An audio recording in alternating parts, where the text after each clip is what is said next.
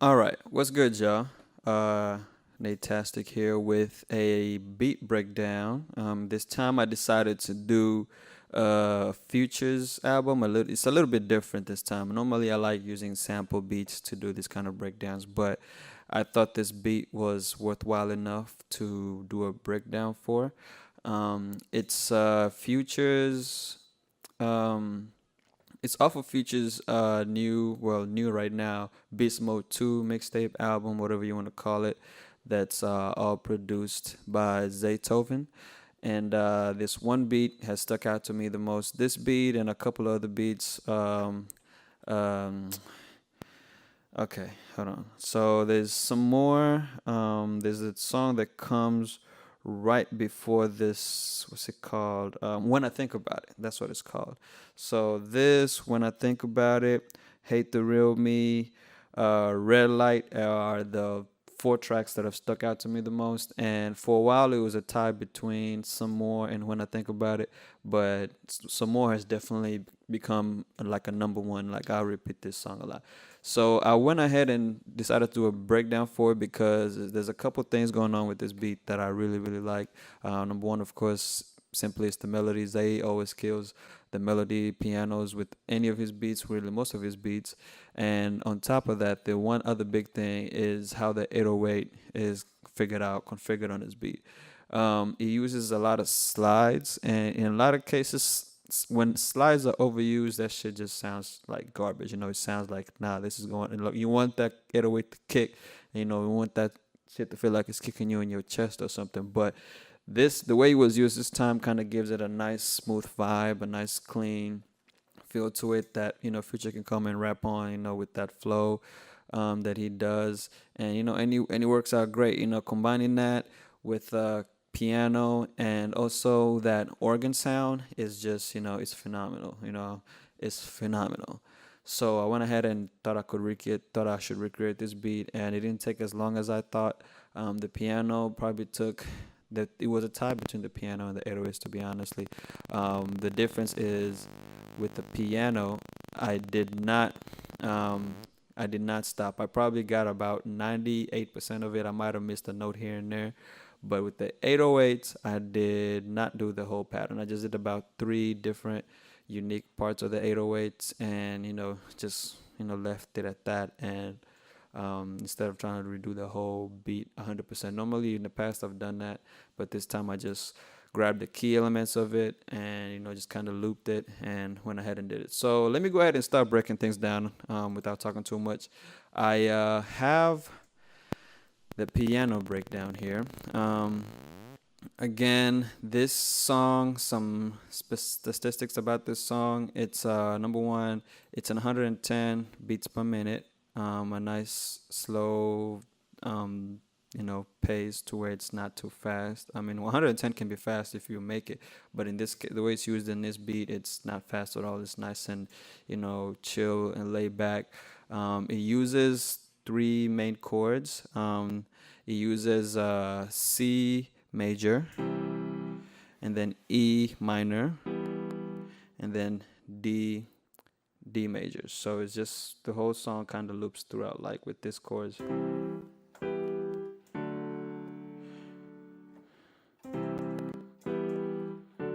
Like that. So that's pretty much the main, melody or sound or whatever you want to call it carries throughout the whole song. So the piano breaks down. I'll break that down in a second. Let me just kind of go over some of the other sounds I've used. So there's the piano. Um, there's this organ sound that's going on here. That's the main like lead, I guess you can call it that. And then there's the Zaytoven chant. There's the 808 that I used for this particular beat. There's a clap. There's a hi-hat. There's a primary snare. There's secondary snare. So those are the seven main sounds or 8 main sounds really that I used to recreate this beat. There is one more sound for sure that's missing out of this, and there's a kind of like a low end synth that comes in at the end of every bar to complement the bass line, but I just don't have that sound, and didn't include in this project. And other than that, there's like other filler sounds like crashes and and all that kind of good stuff. So I'll go ahead and talk about the piano and play the piano how it comes down. So the piano again uses three main chords: C major, E minor, and D major. And kind of just you get those three chords, and you just do your thing on the keyboard. Fill in sound with notes, and just create a melody out of it. And it turns out like this.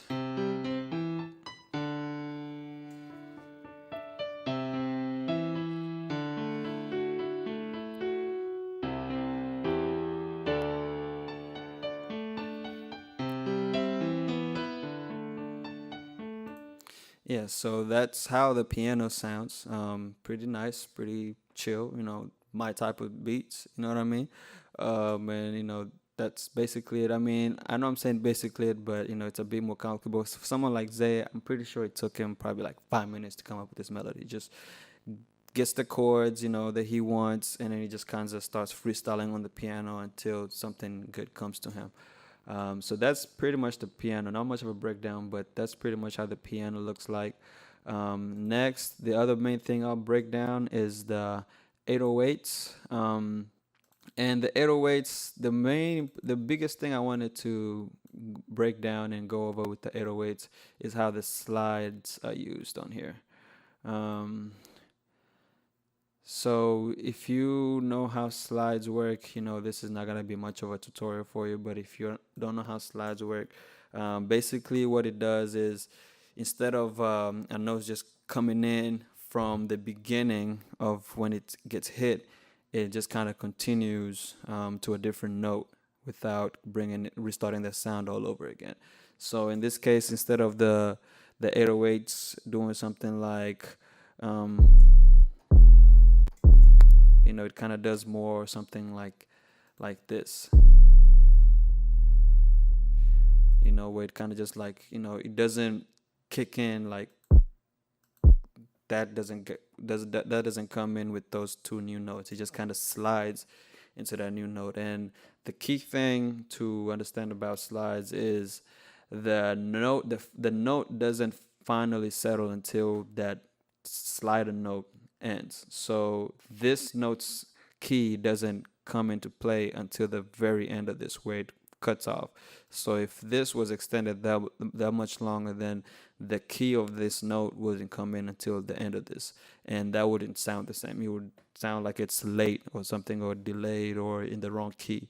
So that's the key thing to understand. So with that understanding, you can do multiple slides, where in this case where it slides to this note, and then it stabilizes, and then on this part it slides back down to a different note, or slides back down to its own note. So for what I'm going to call part A and part B, part A for the most part stays the same. Part B is what has different variations, and the key difference between part A and part B of the 808 or the bass line is the octave change. So in part A, it's on a lower octave. It starts in the C5 on the lower octave, and then in part B, it goes up one octave to C6. So this is kind of how it sounds in general.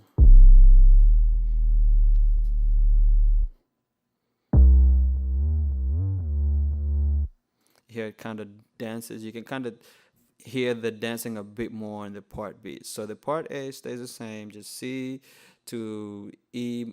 I guess you can, in this case, I use D sharp because of the 808 I have, but it should be E. So it's C, E, D, and then for this case, part B is C on a higher octave, and then E on a higher octave, and then comes back down to C real quick right here, and then goes up to G real quick, and then finally settles on D.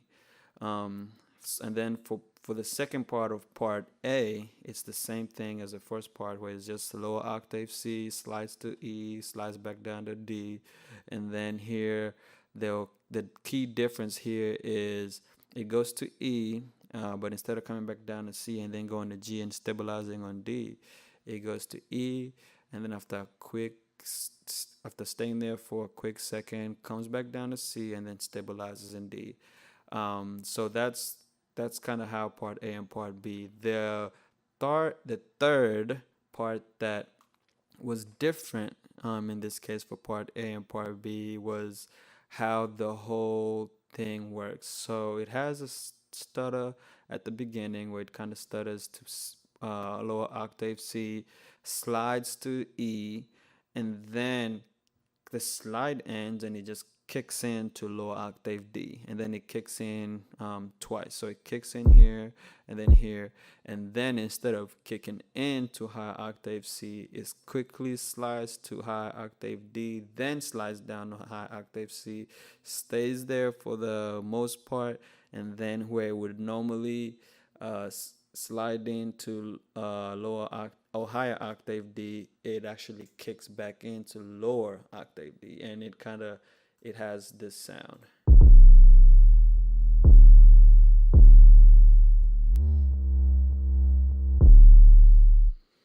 And that's kind of how it all turns out. So for the breakdown that I did, that's pretty much the basics. There are probably two, three more different patterns of the bass line in the actual song, but I just didn't break it down too much. Didn't want to spend too much time in that already. You can't reinvent the wheel here. So, but I just wanted to get the basic technique of what he did. An honorable mention for this beat as far as the melody goes, excuse me, which is what carries most of the beat, is how the organ sound it plays out. It's a basic is just 4 bars and then loops the whole time throughout the whole song. There might be a couple of bars here and there they where it kind of goes out or is muted and comes back in, but as soon as the sound comes in at the beginning of the song, after the piano solo, it pretty much stays until the end of the song. And this is kind of how it sounds.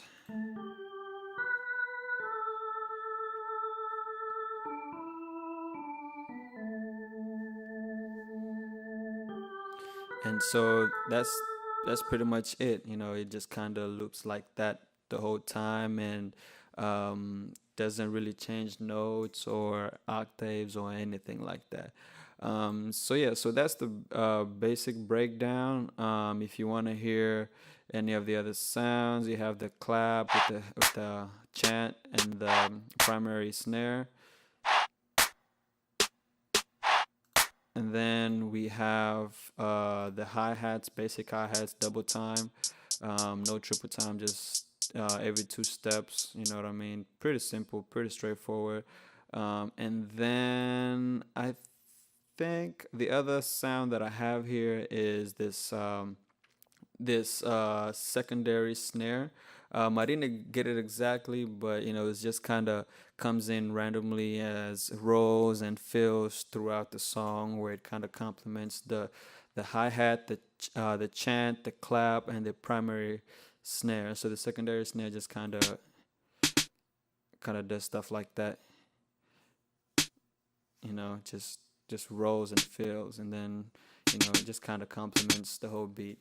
So the two main sounds I don't have in this tutorial is one is the crash. I just didn't do it. It's pretty straightforward. The crash comes in at the beginning of the song, and then on certain breaks and jumps and things like that. The other sound is that synth, the low end synth, which complements the bass line. It kind of comes towards the end of the beat.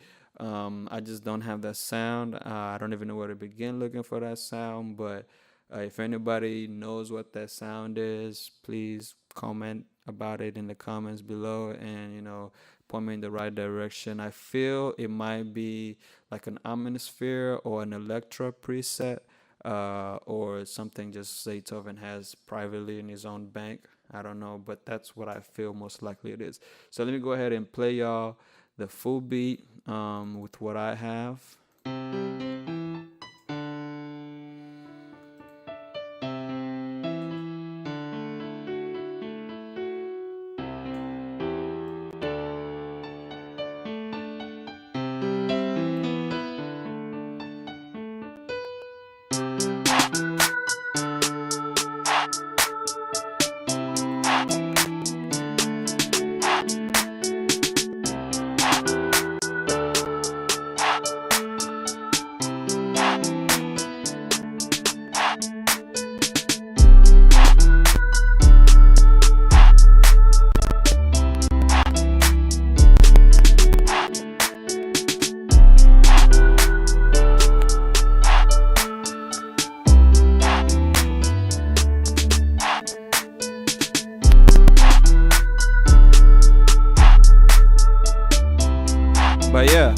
pretty much it. That's the beat.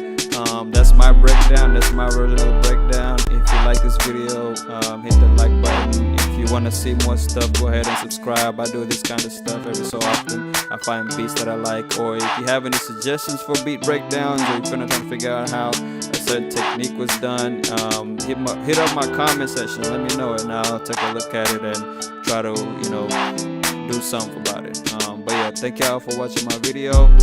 Look out for a link in the description if you want to hear the full beat without all this. I have a link to it on my separate website that's not going to be on YouTube.